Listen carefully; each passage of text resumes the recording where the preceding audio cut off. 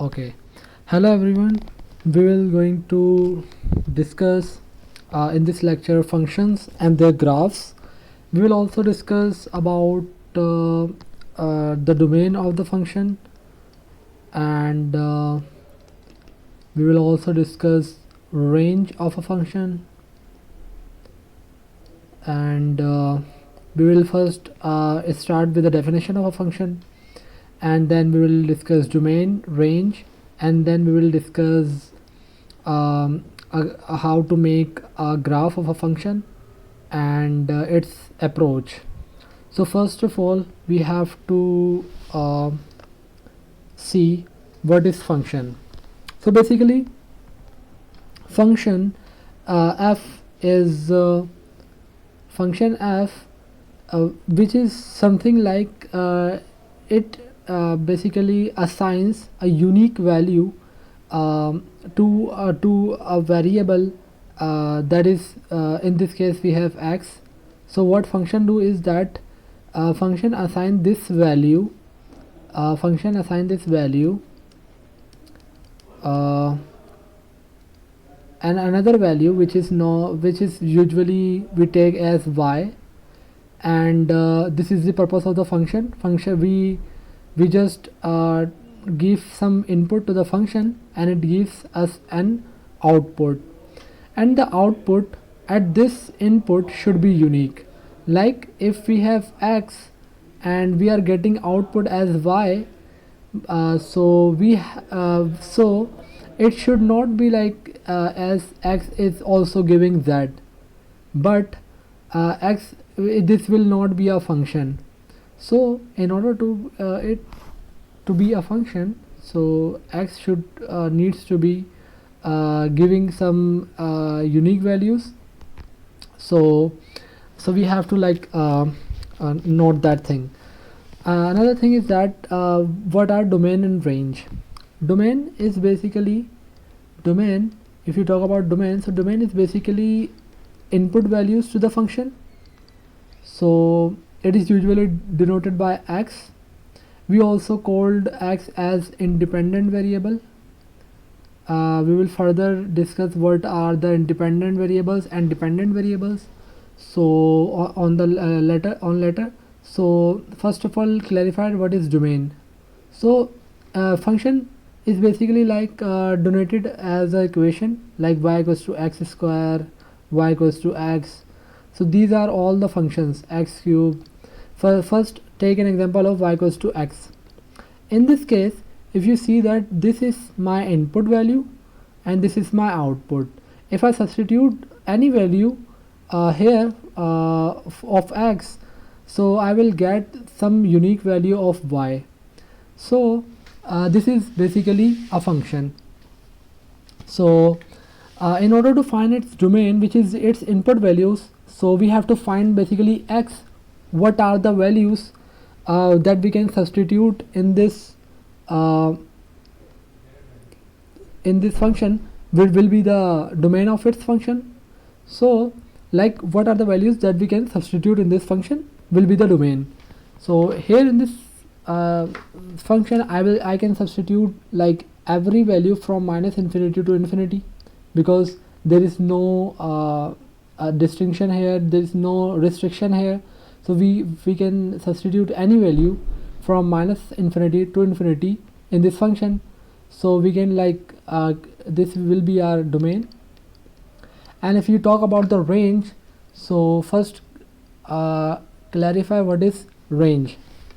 So range is basically output values of a function, which are also called as dependent quantity, or it is usually denoted by y. So y, we call y as dependent variable. Why it is dependent? Because if you take this example y equals to x, y is dependent on x. Means if we substitute a value like x equals to 1 here, we will get a certain value of y, like in this case y equals to 1. So if we substitute x, any value of x in this function, we will get a certain value of y. So y is dependent on x. we can say an x is independent quantity because x is not dependent on any other quantity. So this is our range and this is our domain. So in order to find the domain of this function y equals to x, we can say like let's take another page. So we have a function y equals to x. We have to find its range. So what is range? Recall that range is our output of a function. So in this case, if we substitute any value of x, we will get a certain value of y, which will be all real numbers, because our domain is also all real numbers from minus infinity to infinity. So in this interval, like from minus infinity, if we have a like number line, we can substitute any value. Okay, so like 0, 1, 2, 3, 4, 5, 6, in between minus infinity to infinity. And this curly bracket, this round bracket, this parenthesis represents like minus infinity, and infinity is not included in the interval. This is the interval, and minus infinity and infinity is not included. If there is a square bracket, like so we like, and we let's suppose there is a value 0 here, so we can say that 0 is included in the interval. And if there is a parenthesis, we can say 1 is not included in the interval. So this is the difference between square bracket and round bracket. So the range of our function will be minus infinity to infinity. Let's take another examples to further understand the topic. So now take an example, y is equals to under root x minus 4. This is a little bit tricky question, not a very difficult one. So if you see that under root x minus 4, this under the root, we have a square root here. So square root is basically, in the square root we substitute values greater than or equals to 0. Any value that is greater than 0, we can substitute in the square root. So if you like take this thing out of the square root and let's say right here, so we can say that this value should be greater than or equals to 0, so that our square root will give us a real number. Otherwise, if you substitute x minus 4 less than 0, you will get a complex number.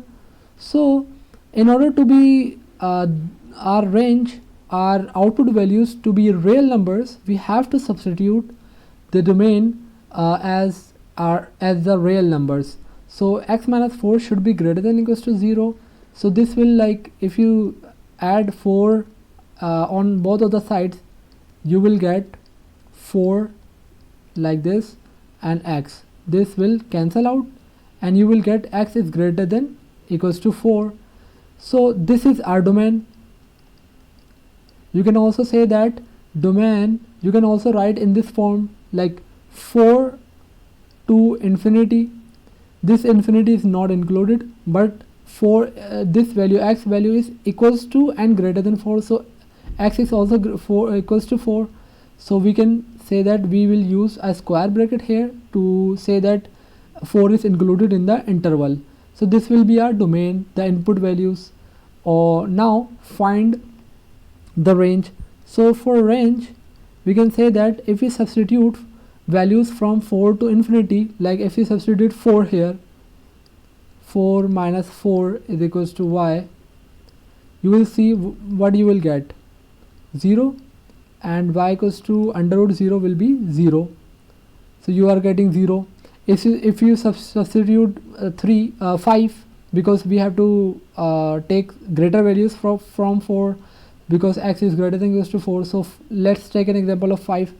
If we substitute y equals to under root x minus 4, y equals to 5 minus 4, we will get 1. So we are basically, if we are increasing the value of domain like x values, so we are getting values from 0 to infinity, and 0, this is 0 is included, but the infinity is not included. Okay, so this will be our range. And now we will going to understand how to make a graph of a function. So simply takes a function as y equals to x square, make a graph. The question will be like this: make a graph of y equals to x square on the interval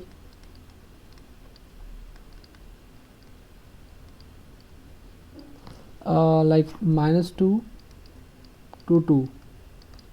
So if you see that we have to make a graph of y equals to x square, which is a function, and we have to make a graph of this function over the interval of -2 to 2.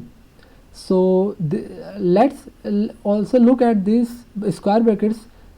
So just recall that we have discussed about this square bracket, which means that -2 and 2 is included in the interval. So this is our interval. So if you make an interval like from -2 to 2, you will see that -2 and 2 here, there is a 0 in between. So -2, this will be -1, this will be +1, 0, 1, 2, 0, -1, -2. So if you make a coordinate plane, so this will be your x-axis, this will be your y-axis, this is the xy coordinate system. So let's just see, like if you just like we have a function y equals to x square. To make a graph of a function, we simply do these steps that I am going to discuss. So just write y equals to x square and make a box of this thing like this.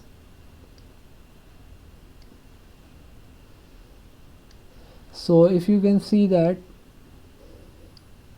this is our x values, this is our y values. So if you substitute x equals to -2 in this function, substitute x equals to -2. So y equals to x square, y equals to -2 square. This will give us 2 to the 4, 4, and -1 multiplied by -1 will be minus multiplied by minus will be positive. So y equals to 4 will be our answer. So we will write 4. And if we substitute x equals to -1, so let's substitute x equals to -1 in this y equals to x square. So we will get like -1 square, we will get 1. The square root square of the minus value will be the positive one. So we are getting 1. We have to write 1 here. If we substitute, let's just substitute y equals to x equals to 0, so you will get y equals to 0. So like right here 0, 0. Also if we substitute x equals to +1, what we are getting? We are getting y equals to 1 square. We are getting also 1 here. So write like 1 on the value of x1, we are getting 1 value. So also substitute this value as well, 2. So when you substitute x equals to 2 and y equals to x square, so what you will get? Y equals to 2 square, you are getting y equals to 4. So basically at the value of x equals to 2, you are getting y equals to 4. So just locate these points. These are the points basically.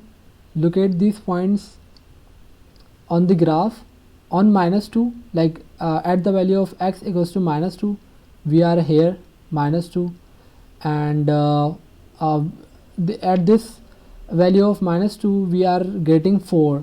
So we can also plot 1, 2, 3, 4, 4, 3, 2, 1. Okay, so at the value of -2 we are getting +4. So we can write here, this is our point. At -2 we are getting 4. If you like locate this point -1, so we are here at -1 and we are having 1 on the y-axis. So this will be like this. so we can write 1 here. If you see 0 and 0, so at y x equals to 0 and y equals to here is our point. This this is -1 comma 1 and this is 0 comma 0, this point. Okay, now locate this point 1 1. So at the value 1 on the x-axis, we are getting 1 on the y-axis, so this is like this. Okay, or at the value of 2 on the x-axis, we are getting a value 4 on the y-axis, so again we are getting 4, so here is the 4. Okay, so if you like just draw a line through these points, you will get a graph of the function. Very simple. Just my drawing is not very good, so just draw a line through this points, so you will get the graph. So this is basically the graph of the function. This is how you can make the graph of the function. Just recall the steps of making a graph of a function on the interval -2 to 2. So basically this will end here and this will end here. From -2 to 2, we just substitute values of x from -2 to 2 from -2 to 2 on the equation y equals to x square, and what we were getting some values, and we plot those points on the xy coordinate system, so we will get the graph of the function. That's how we can make the graph of the function. So thank you everyone who are watching this video, and we will I hope we will meet soon in the next video. Thank you so much.